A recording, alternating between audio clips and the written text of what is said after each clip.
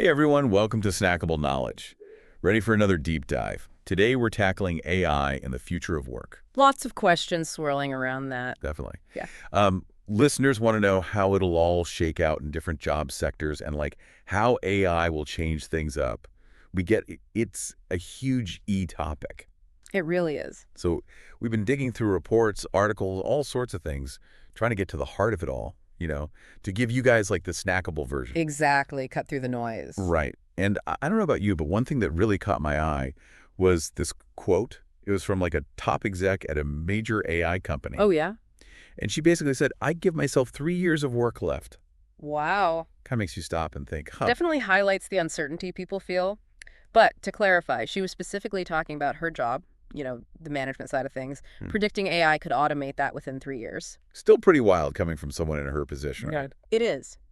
But it's important to remember these predictions are all over the map. Some reports are saying major job losses, especially in places like Spain. Others are actually predicting a net gain globally. So wait, are we talking robot takeover or like a job boom?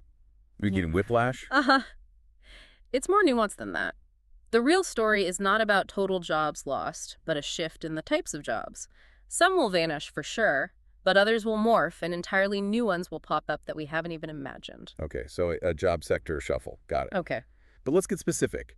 Which jobs are actually on the chopping block? Our listener wants to know. Well, jobs heavy on repetition, predictable tasks. Those are most vulnerable. Think cashiers, data entry, some hospitality and transportation roles. So those self-driving trucks they keep talking about, this is going to be a game changer. Absolutely. And it goes beyond just robots replacing workers. AI is changing how work gets done within those sectors. Imagine a factory worker using an AI exoskeleton to lift heavy things safely. It's like giving humans superpowers. Right.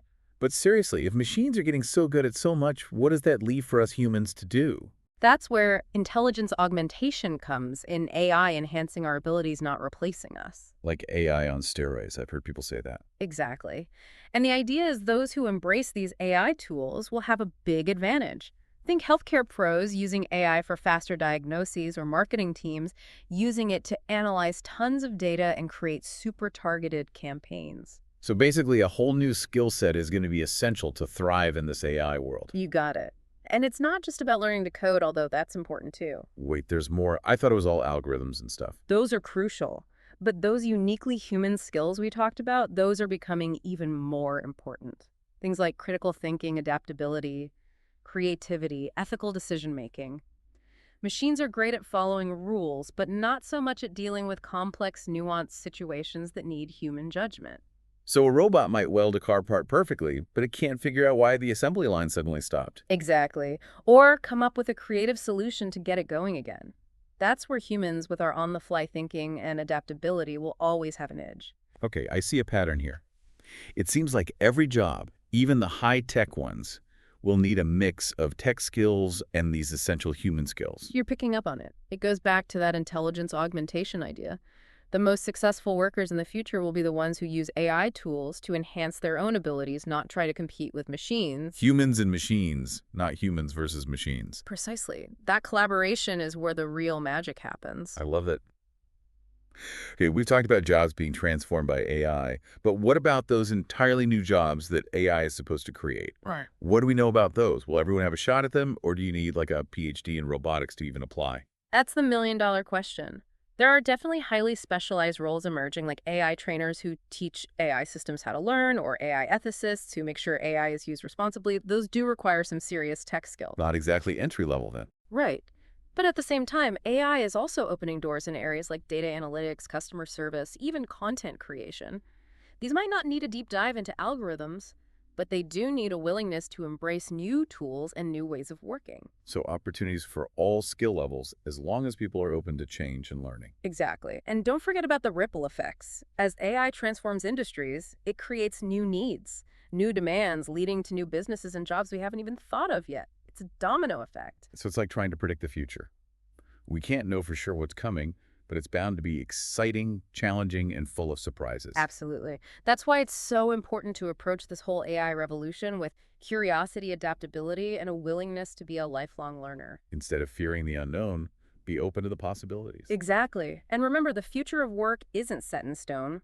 We're shaping it with the choices we make today. Powerful stuff. We've covered a lot in this first part of our deep dive, how AI is transforming things, new jobs, emerging the skills that are in demand.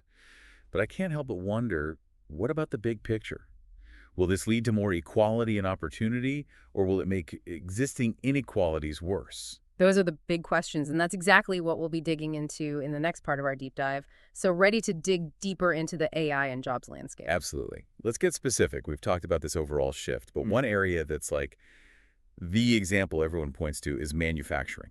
It's like ground zero for AI disruption. It is, and for good reason. It's already been hugely impacted by automation, but AI is taking things even further. But it's not just about swapping out human workers for robots on assembly lines. Okay, so there's more to it. I'm listening. One report highlighted how AI is actually being used to enhance human capabilities within manufacturing. Like AI-powered exoskeletons are helping workers lift heavy things safely and preventing injuries. So basically giving factory workers superhuman strength. Yeah, kind of. And AI is also optimizing production schedules, predicting maintenance needs, even catching potential quality issues before they become big problems. So it's not just about replacing jobs. It's about making the work safer, more efficient, and maybe even more fulfilling for the workers. Exactly. But this shift towards AI-powered manufacturing does bring up a challenge: the skills gap. Skills gap, what does that mean? As manufacturing gets more high-tech, there's a growing need for workers who can operate and maintain these AI systems. Programming robots, troubleshooting AI vision systems, analyzing data from smart sensors. These aren't your typical factory jobs anymore. Sounds like we need a whole new generation of tech-savvy manufacturing workers. Mm-hmm. But is anyone actually tackling this skills gap? They are. Many companies are investing heavily in training programs to upskill their workforce. And it's not just about technical skills either. Wait, there's more. I thought it was all about coding and algorithms. Those are important. But remember those uniquely human skills we talked about earlier. Those are becoming even more critical in this new landscape. Even in a super automated factory, you still need people who can think critically, solve problems creatively, and adapt to constantly changing situations. So a robot might be able to weld a car part perfectly, but it won't be able to figure out why the assembly line suddenly stopped working. Exactly. And it definitely can't come up with a creative solution to get things back up and running.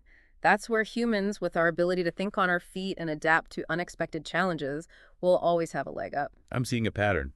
It seems like every job, even the high-tech ones, will need a mix of tech expertise and those essential human skills. You're spot on. It comes back to intelligence augmentation. The most successful workers in the future will be the ones who use AI tools to boost their own abilities, not try to compete with machines. Humans and machines, not humans versus machines. Precisely. That collaboration is where the magic happens. I love that. Okay, we talked about jobs being transformed by AI, but what about those entirely new jobs that AI is supposed to create? What can you tell us about those? Are these jobs going to be accessible to everyone, or do you need a PhD in robotics to even apply? That's a great question, and one that's sparking a lot of debate. On the one hand, you have these highly specialized roles emerging. Things like AI trainers who teach AI systems how to learn, or AI ethicists who ensure AI is developed and used responsibly. Those jobs definitely require advanced technical skills and knowledge. So not exactly entry-level positions. Not necessarily. But on the other hand, AI is also creating new opportunities in areas like data analytics, customer service, even content creation. These roles might not require a deep understanding of AI algorithms, but they do require a willingness to embrace new tools and adapt to new ways of working. So it sounds like there will be opportunities for people at all skill levels as long as they're willing to embrace change and learn new things.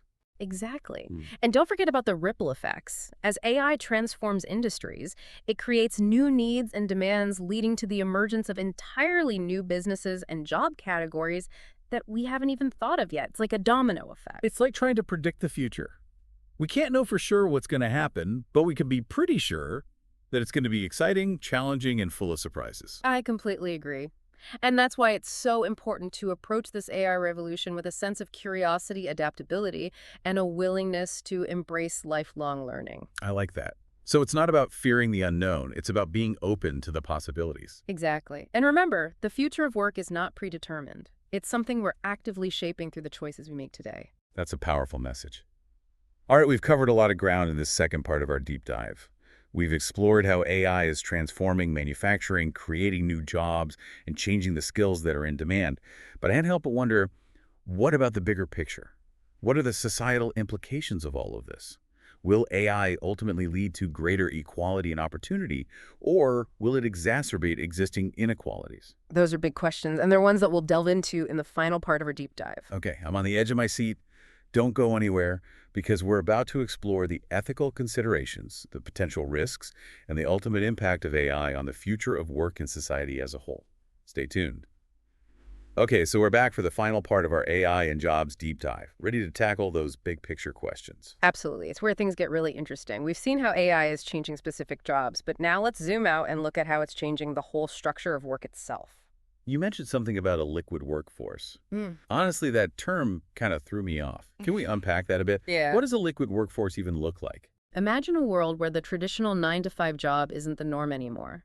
Instead, you have people with specialized skills using AI tools moving seamlessly from one project to the next, often working independently or in temporary teams. So more freelancers, contractors, gig workers.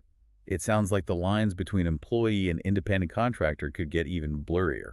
Exactly. And that raises all sorts of questions about job security benefits, even the social safety net. Like a whole new social contract is needed for this liquid workforce. So is this a good thing or a bad thing? I'm getting mixed signals. It's both, really.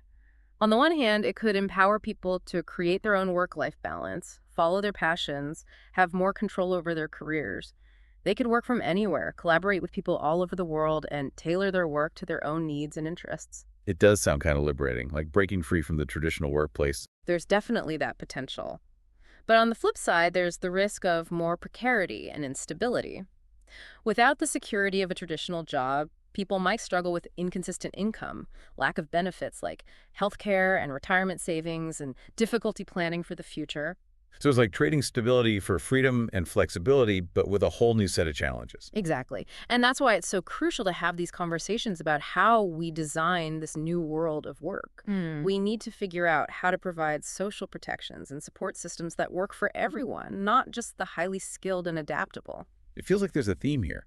Adaptability, lifelong learning, being willing to embrace change. Those seem like the key ingredients for thriving in this AI-powered future. You nail it. And those qualities aren't just important for individuals, they're essential for businesses, governments, and society as a whole. So what can we do to prepare? What steps can our listener take right now to set themselves up for success? First and foremost, embrace a growth mindset. Be curious. Be open to learning new things, and don't be afraid to step outside your comfort zone. Invest in those uniquely human skills we keep coming back to: critical thinking, problem-solving, creativity, communication, collaboration. Those are the skills that set humans apart, right? The ones machines can't easily replicate. Exactly. And be proactive about your own career development. Don't wait for someone to tell you what skills to learn or what jobs to pursue. Take charge of your future and explore the possibilities that excite you. It sounds like we're all going to need to become lifelong learners, constantly adapting and evolving to keep up with the pace of change. Couldn't have said it better. And it's not just about technical skills, it's about developing that mindset of adaptability and resilience. The ability to learn, unlearn, and relearn will be more valuable than ever. Wow, this has been quite a journey. We've gone from the nitty-gritty of how AI is changing jobs to the big picture of its impact on the future of work and society. My brain is definitely buzzing with new ideas. I'm glad to hear that. And I hope our listeners feeling the same, energized and ready to navigate this exciting and ever-changing world. Me too. Yeah. And remember, the future isn't something that just happens to us. It's something we're actively shaping. And by embracing AI's power while being mindful of the potential challenges, we can create a future of work that's more equitable, fulfilling, and beneficial for everyone. Well said. And on that note, we're wrapping up this deep dive into AI and jobs. Thanks for joining us on Snackable Knowledge. We'll see you next time.